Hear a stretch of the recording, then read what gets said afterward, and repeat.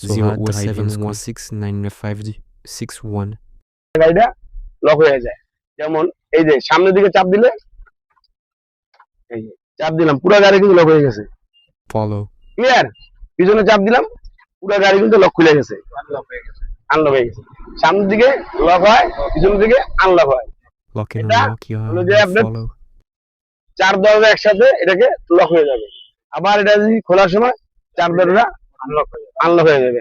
আমরা যখন গাড়ির ভিতরে উঠবো, যখন গাড়িটা চালাবো, ঠিক আছে, তখন আমাদের কি করণীয়? আমরা গাড়ির ভিতরে আমাদের লোক যাত্রী উঠলো বা আমাদের লোকজন গাড়িতে ওঠার পরে আমরা এখন গাড়িটা নিয়ে রাস্তায় চললাম।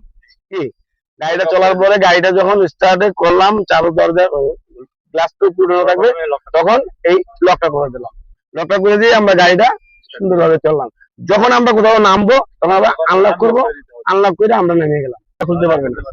এবার আসেন you follow me gear shift আমাদের গিয়ারের জিনিসগুলো আমরা জানি। কি গিয়ারের জিনিসগুলো জানি? এখানে গিয়ার হলো যে 1 2 3 4, 4টা গিয়ার। এখানে কয়টা গিয়ার? 4টা গিয়ার। রিভার্স, আরে রিভার্স, এনে neutral, neutral optional, neutral optional, neutral কোনো কাজ নাই।